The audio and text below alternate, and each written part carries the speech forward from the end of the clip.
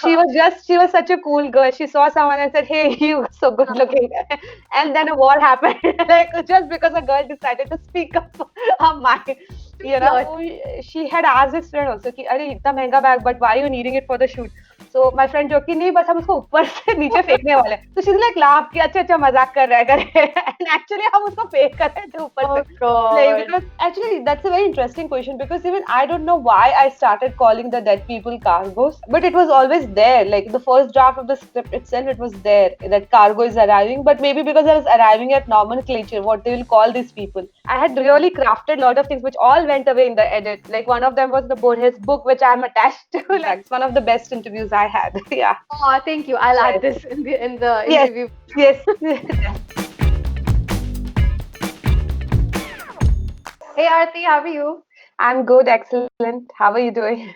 I'm great. I have to tell you this. I've been stalking you since I've seen Cargo because I have seen that film. And first things first, you have my heart with this film because Thank you. after so long, I watched something that not only stayed with me, but it felt pure. It felt like it was taken care of. It was made with love and it was just pure. So thank you for making Cargo and Thank you. congratulations. Thank you for such kind words. That's true. Actually, I did make cargo with, a lot of love. It's like how I used to tell people in my crew that, because we were so short of budget, we used to say that whether a mother is rich or a mother is poor, it wants to serve the best meal to its kids. So that's what we should do with our film. That even if you're poor, let's try to serve the best film possible.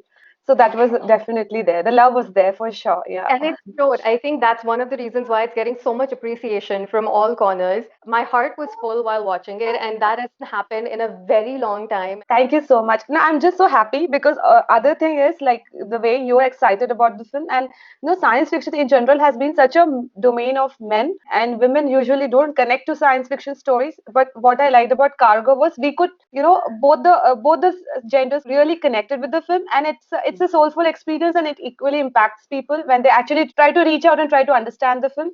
And I'm just so happy because, as a female science fiction filmmaker, and because I've done so much research, I've seen that the books were written by men, the movies were made by men. So finally, and the fan club was all men, like, Yeah, So it's yeah. nice that we are being like, changing that in India, at least that like both, all of us are excited about science fiction now. So which is great for me. Yeah. That's true. There's one thing I want to bring up on that subject is during the lockdown, one good thing that happened is I watched Mahabharat and that sort of piqued my interest in mythology and the superhero aspect of mythology. And I saw a lot of your interviews that you tried to weave that in, and that was the intention. The reason why I bring that up is I kind of have done like not an analysis, but I've also noticed that Indian superhero films tend to not do well, even though they do bring in like that social or emotional context. I mean, there's Ravan, there's Krish, there's this other film called Flying Jet. All of these weren't that, I mean, some of them are commercially successful, but Yeah. a lot of them were sort of not that widely accepted. And okay, I understand there was a little bit of cheesiness in all of those films, Yes. and Yes.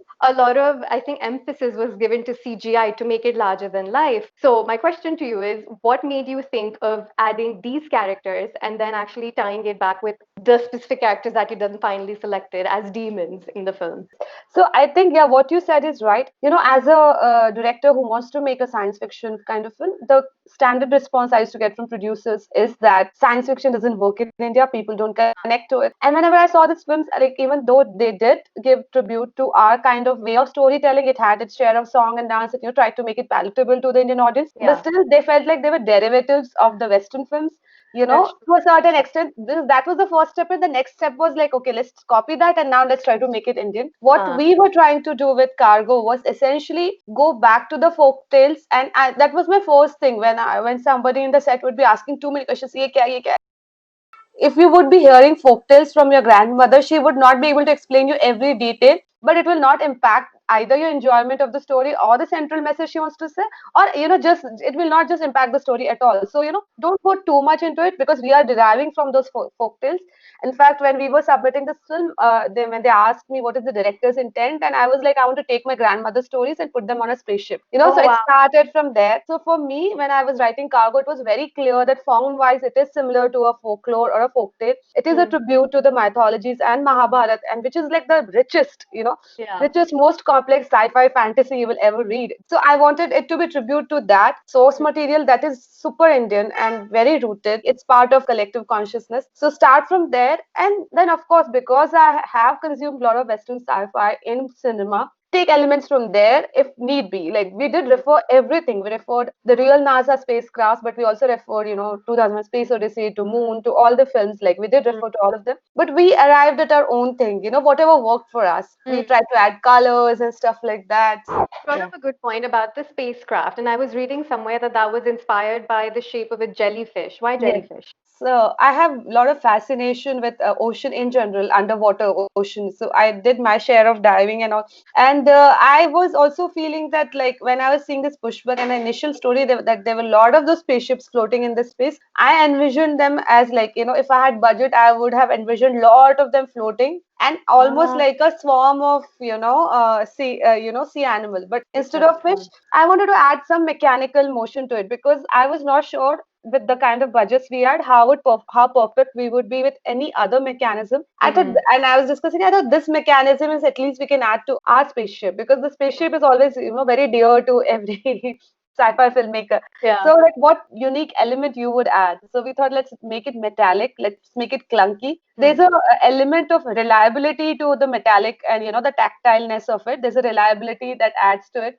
Also, Mm. giving it jellyfish gives it a sense of a dream space, which was also one of the inputs I gave to my production designer, that it should also look like a slightly dream space, like it should not be exactly real. So that was also one of the things. Even if you see the instruments, they look factory produced. It's not something that कि एक ही बना, ऐसा लगता है कि 100 ऐसे बने, and in fact we even place it कि इसकी factory को ताला लगा है, yeah. Like the healing Yeah. machine also is factory produced by factory band ho gayi hai. Yeah, yeah. And so there's the story about the healing machine was I wanted to look like a vacuum cleaner. So it's like it's such a daily task for him that it is like something with a long wire. In fact, I wanted to say कि और लंबा करो. It should be like वो roll कर रहा है उसके हाथ से slip हो रहा है. पर उतना ही मिला था तभी. तो yeah. हाँ. But idea was that it's a very clumsy thing that he's maneuvering every day and So yeah. one thing which I'm sure a lot of people have already asked you this, but the gadgets and the stationery and even the radio set transmitters, they were all very retro. In Yeah. my head, I'm thinking it's retro because it's been in flight for like 75 years. But is that the reason or there was another intention? Yeah, I mean that's the primary reason that the spaceship was took off much earlier. That was one of the reasons. The other thing was like it comes back to the fact that I just wanted it to be a dream space. For me, it was very important that the spaceship looks. There is an element of nostalgia in the space in which we are setting a story in, because Mm. again, yeah, I think it was important that people feel a strange familiarity with the place, even if everything is so new and different. Still it feels like, yeah, it feels like home because it's a home to Prasta, it's a home of the story. Yeah, but what you said logically, the primary reason was yes, the spaceship was up for a very long time, Mm. fueled by these ideas. Plus, also I love retro sci-fi, so it's a personal Yeah. taste thing. Like I love that buttons, and I love yeah, I just love the clunkiness. So yeah. You know, while I was watching it, I was like, so the one scene where, you put your hands in for the fingerprints and stuff, I was like, मुझे देखना है, like, what is happening? I want to do it myself. I want to play Yes. with the knobs and the buttons. Yes, yes, yes. So I have a very lovely video. Actually, I might just forward it to you, which you can show it. It's like, I Please have do. not released it, which is like, the first day of the shoot where Vikrant came and explained to me everything.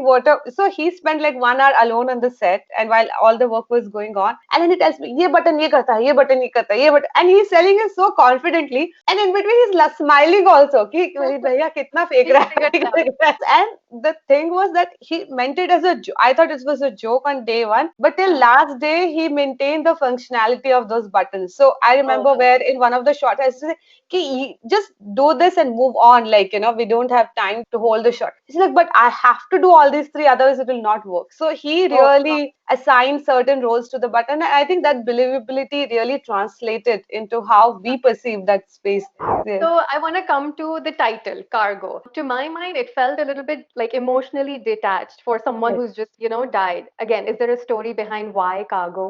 The first title of the film was Rakshas World because I was so fascinated that we were actually, bringing that world back to life. There was someone joked also that their PR guy should not just at least send us a gift hamper, chocolate wala at least, like, that we are upgrading their, image. But Hmm. yeah, and the cargo was something that we just arrived at because there were a lot of other, we were coming up with a lot of other names. Actually, that's a very interesting question because even I don't know why I started calling the dead people cargos, but it was always there. Like the first draft of the script itself, it was there that cargo is arriving. But maybe because I was arriving at nomenclature, what they will call these people. Like it's They might not. freight. Freight is Yeah. arriving and now it's going into transition Yes, from yes, one to yes. the next. Yeah, Yeah. yeah. So I think the earlier draft, it also was kind of symbolizing, in the sense, his detachment to the whole process Yeah. that he's just, there was this thought which I said that, like, the way the suitcases go through a conveyor belt is how I want these people to go. They just Ah, follow. If there were so many, they would just follow that and just go without really protesting too much, yeah. and that was there, that none of those guys protested too much. Like, there is, of Ah, course, "Okay, I want to finish my this thing or that thing,"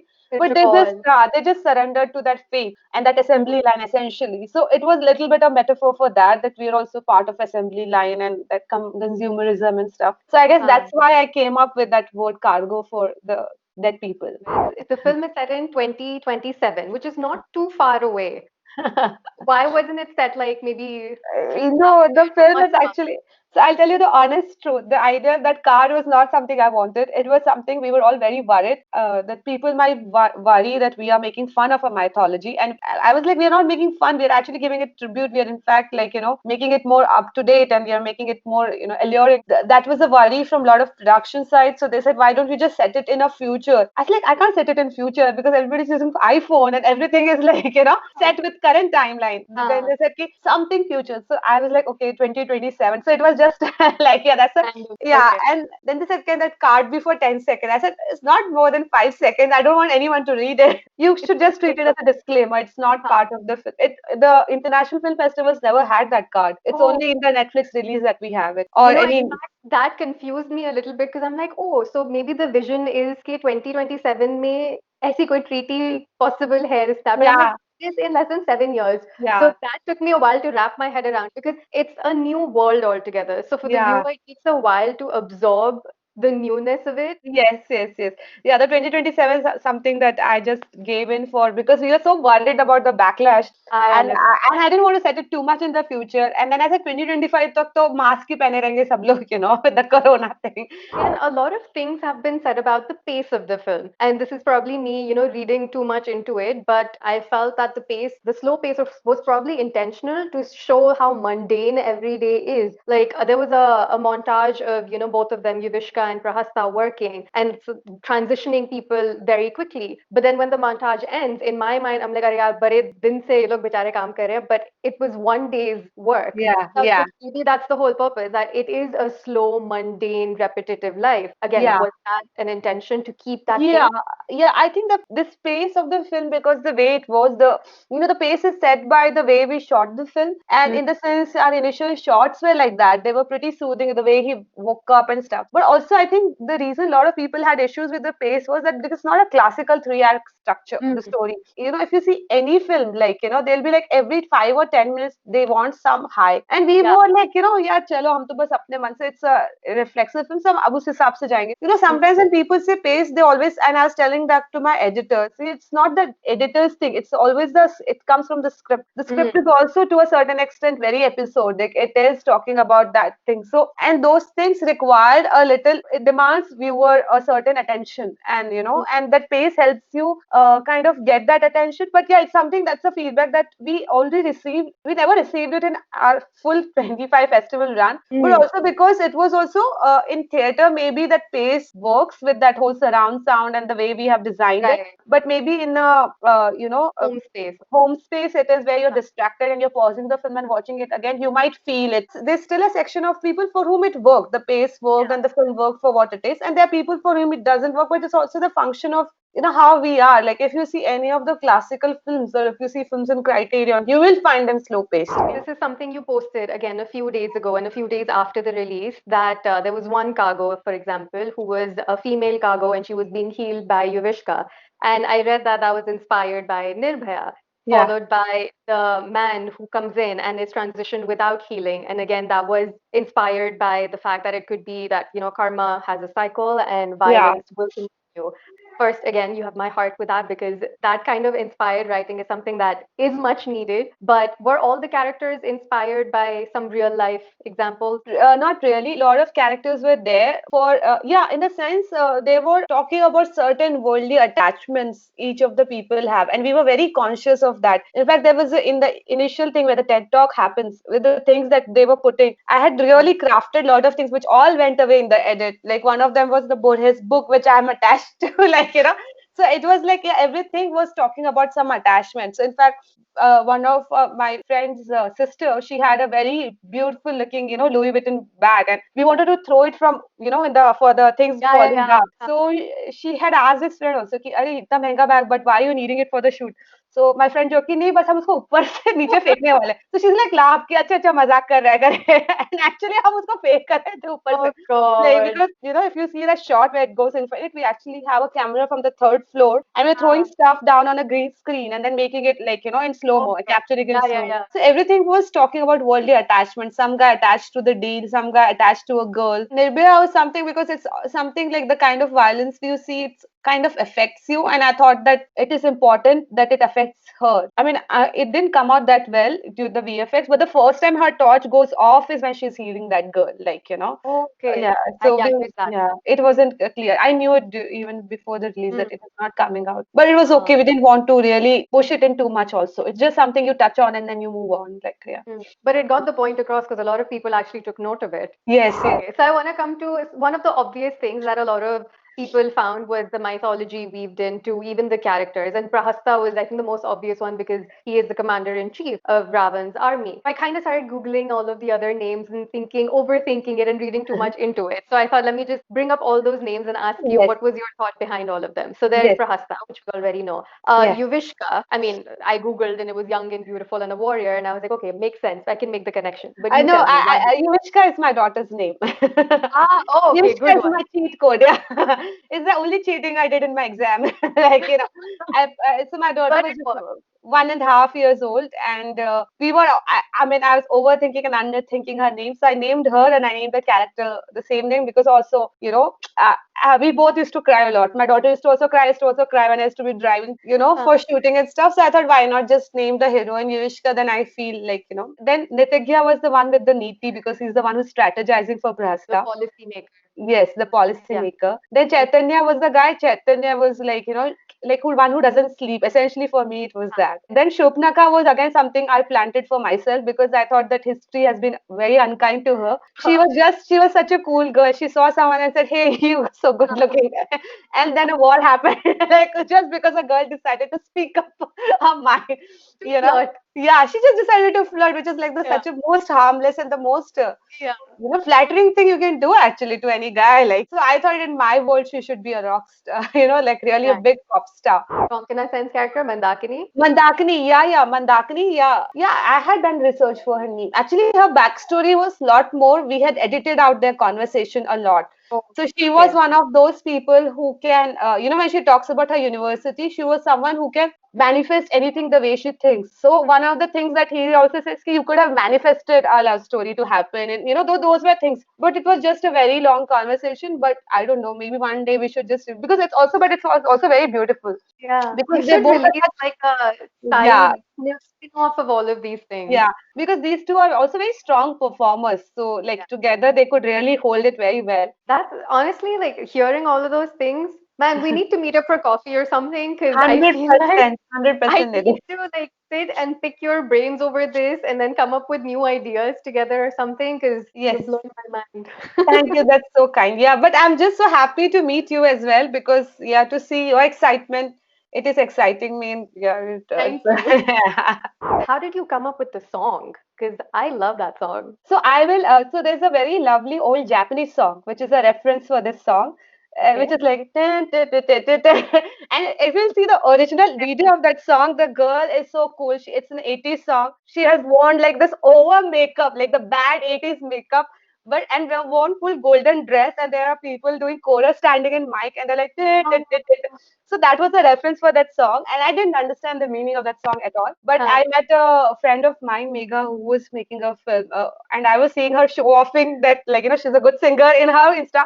I said, "तो आप show off करके फंस गए करके," like, So I told her, and the brief was that it should be ironical, because the first time you hear it, you don't read too much into it, that forget me not. But it's a song that we all will probably sing when we die. It's like the death, the lover's song, but also the death song. So it's like it's a parting song. So we used to call it the irony pop, like So ah, actually, yeah. So I used to go to her house, and we used to try writing it, and she thought I'll help her, but I was so bad that she decided to write it herself.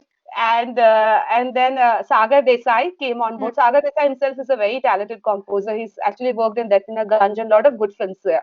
So he made the music, and we Megha in his small studio sang it. We recorded it. We got few people for chorus, and because the chorus was very important for me. The original is even much better than what we created, obviously.